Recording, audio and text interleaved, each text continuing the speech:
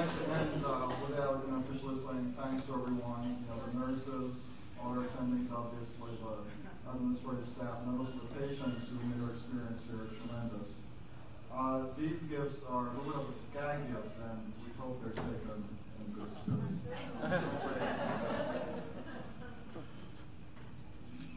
And again, these are in no particular order. We're going to start off with Dr. Goose. Dr. Goose is our professor who does mainly female urology, and he absolutely loves to operate transvaginally.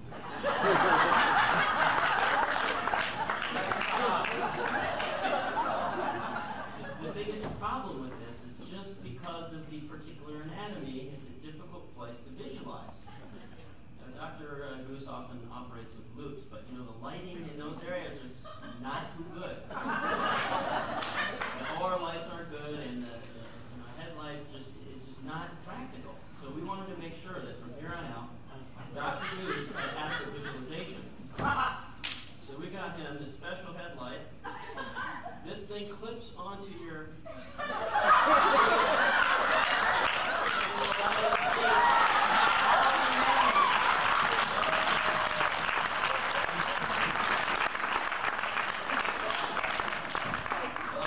Thank you guys very much. I mean, I'm really speechless. I have nothing else to add with this group of residents. I'm really going to miss them. I thank you very much. I think it was well needed, particularly after the last case. I was moving my lights back and forth, so I guess you guys, this is a tribute that they always find a solution to my problem.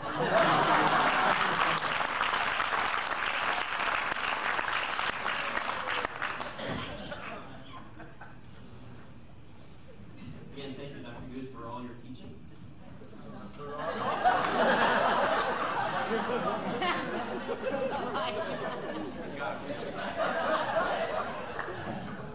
Okay, next up, Dr. Geiler, can you come forward?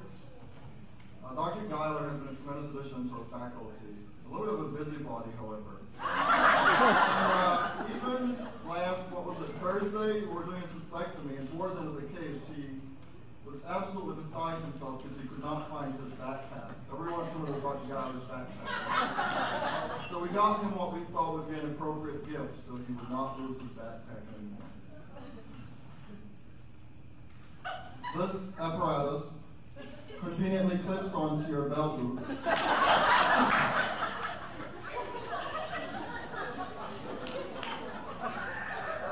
So Pat, next time he's doing a cystectomy, where is she? You clip his backpack to him while he's stroking.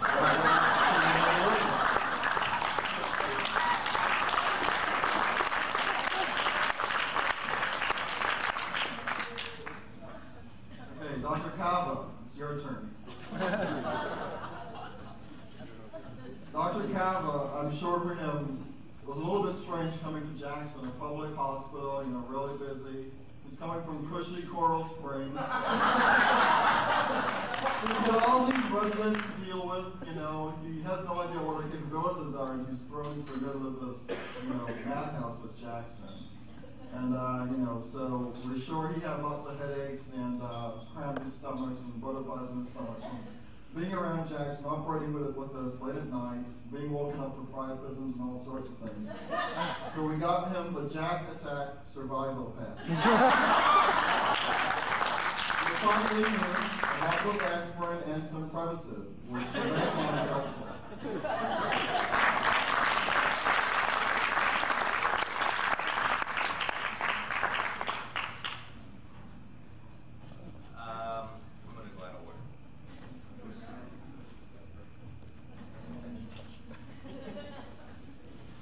I initially said that I only wanted to do Dr. Solomon's gifts, but I want to do Raphael's as well. Kind of dark.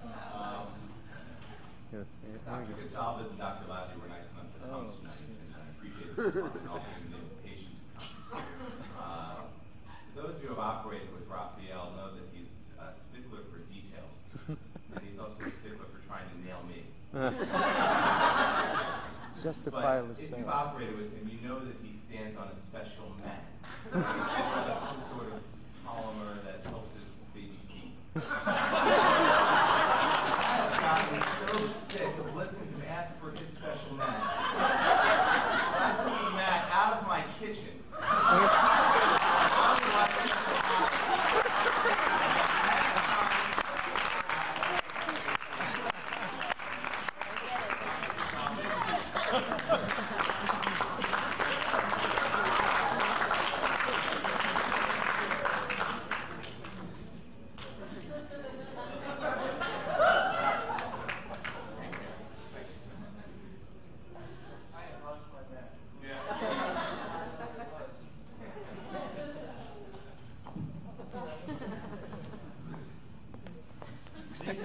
to do a little historical interlude here.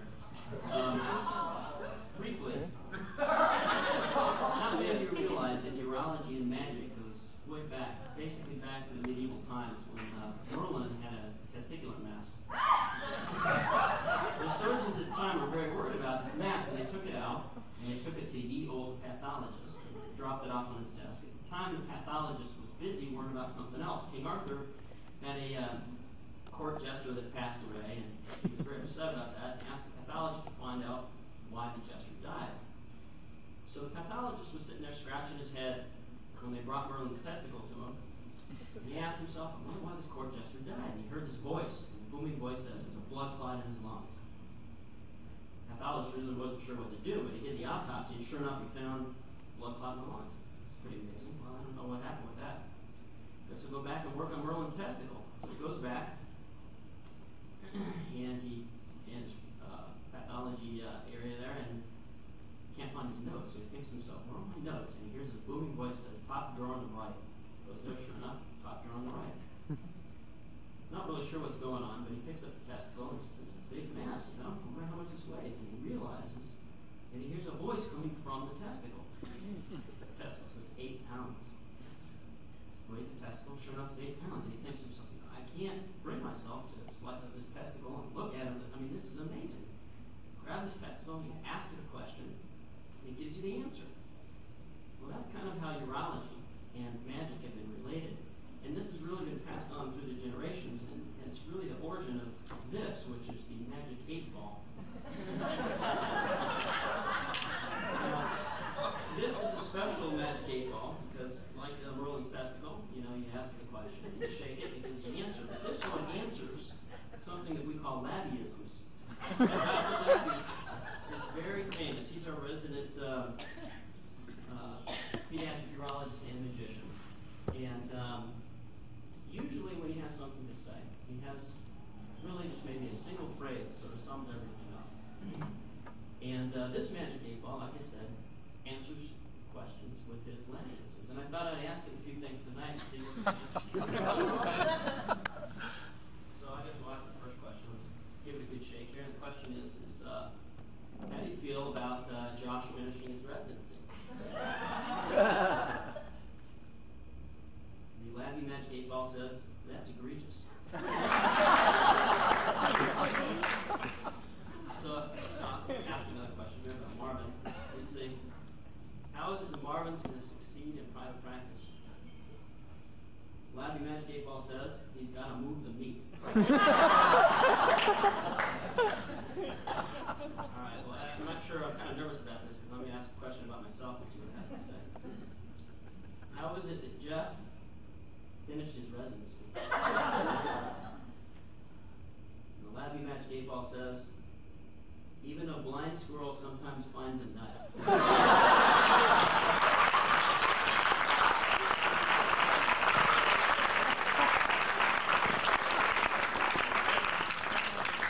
One more question. Do you have anything else to say about this year's chief residence? Magic 8-ball says, no, I think we chewed all the meat off of that bone.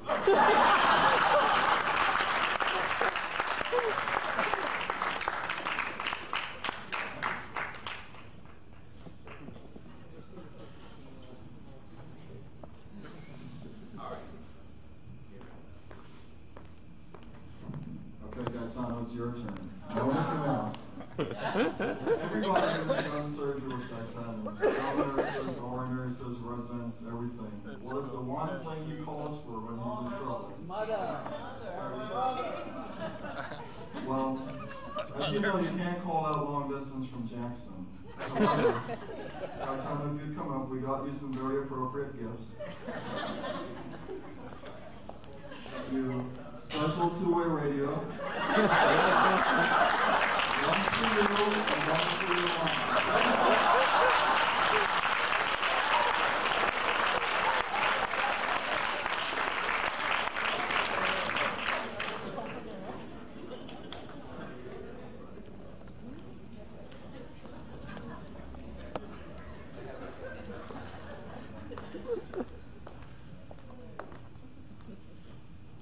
One more historical vignette. Block is one of our attendings that has knowledge in a lot of different areas. And he is a master at trivia and geography and history. And we wanted to share with him tonight probably some history he wasn't really aware of. The urology really started back in the times of ancient Egypt. And the urologists back then were famous for taking out bladder stones. Well, they noticed when they were doing this surgery that one particular complication kept happening, and that was in blood clots in the legs and in the lungs. And they were trying to figure out some way of trying to prevent this complication. And I have a couple of slides here of some of the things that they took off the walls of ancient Egypt. So we can bring up the first slide. Oh, that's not it. This is the ace wrap.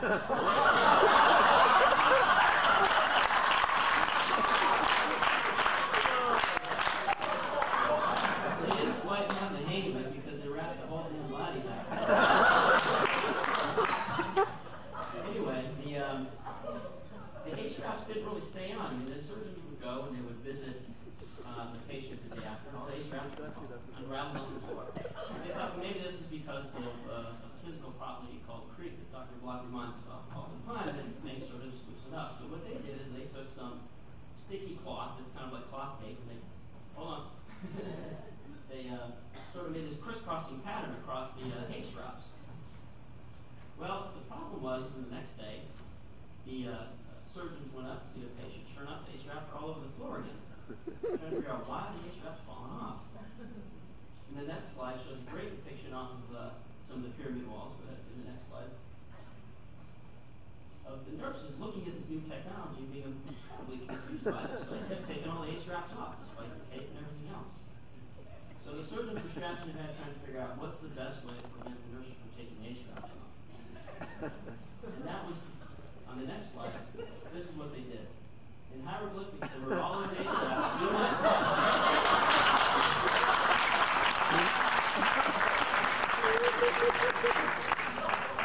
Now, this has changed somewhat over the years, but this is one of the things that Dr. Block is famous for, is the ace wraps with the crisscrossing cloth tape and writing "do not touch" in about 20 different languages. Now, we know that you can't write in hieroglyphics.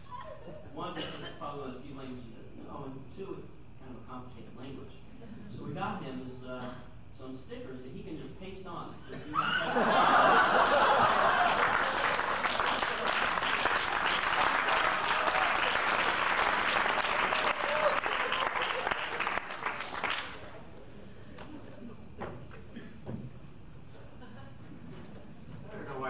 Teased about this. It worked for the pharaohs. Why not for me?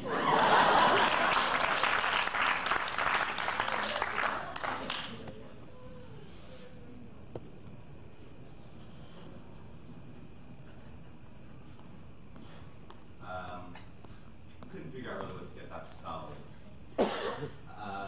You know, every year around Christmas time, the Soloways have been very generous in giving us gifts. So we decided that we would give something back. So, we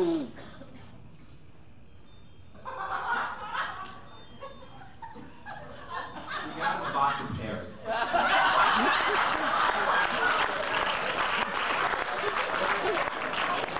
house from Harry and the Bee, they're from the Costco. They're not raising in the big bucks like Dr. Soloway, but at least 2 of these pears will get them.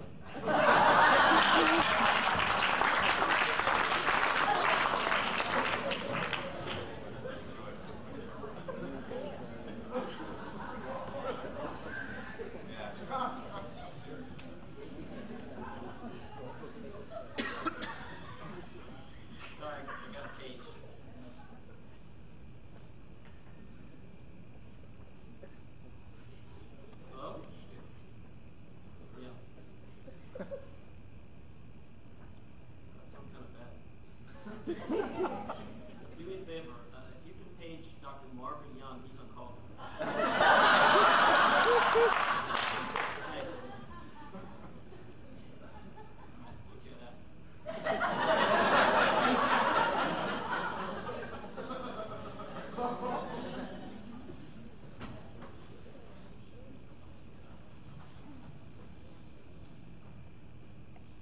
The next person that we wanted to give a little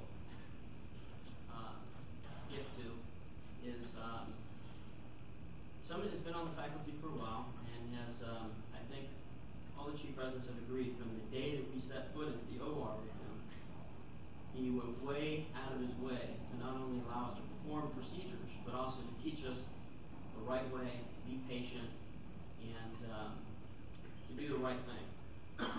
He also went over cases with us, x-rays, really made sure that we understood not only the procedure, but also the reasons for doing the procedure.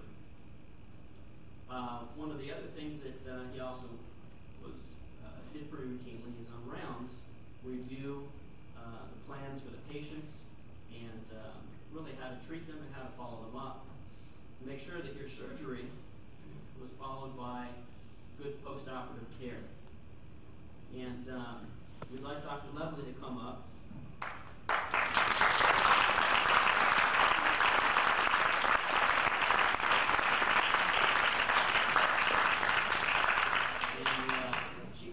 This year, got Dr. Levely a plaque, and I'd like to just read the inscription on the plaque. It says, Teaching Award, presented to Raymond J. Levely, M.D., for his unending dedication and tireless efforts towards the education of the University of Miami residents. Always grateful, Josh Green, Marvin Young, and Jeff Weeder, June 2000.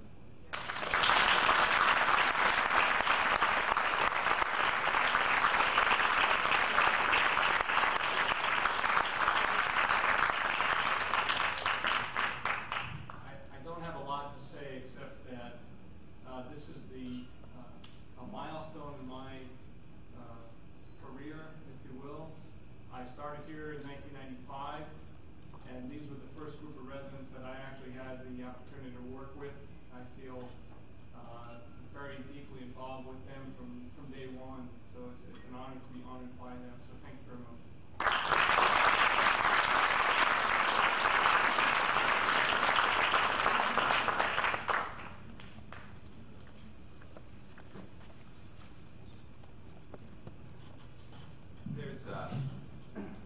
One more award that means a lot to us.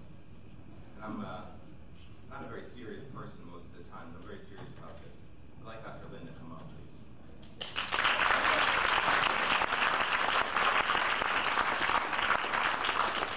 As you may know, Dr. Lynn has meant a lot to all of us as chief residents.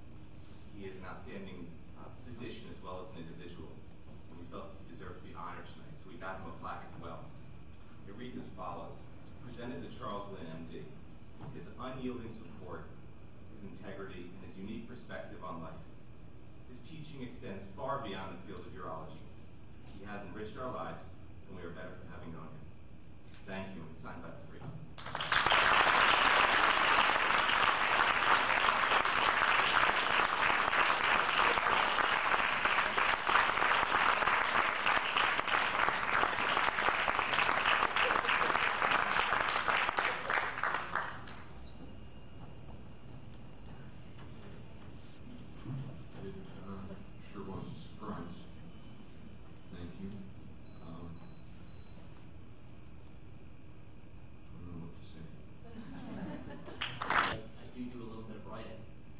Some of which actually is creative, believe it or not.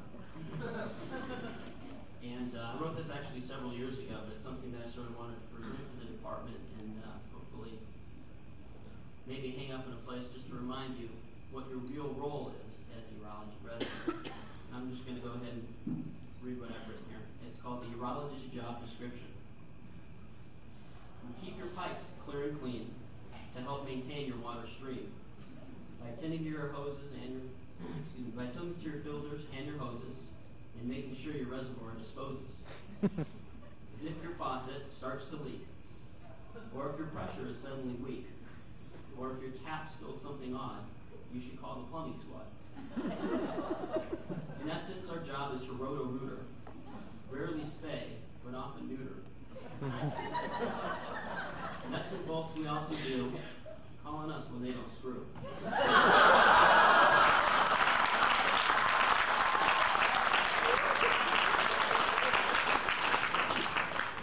And if your plumbing never functions, from faulty or improper junctions, we can make the needed corrections by engineering new connections. Septic tanks and disposals are not our field. GI handles those things and what they yield. Neurosurge does the controller and its wires and will take out a circuit when it misfires. Call thoracic surgery to fix your circulator or your poorly oxygenating percolator. But basically a plumber's cup of tea is what your spigot releases free. And if you're in some sort of distress and your nozzle doesn't effervesce, it's surely time to let us know. Urologists are aimless flow.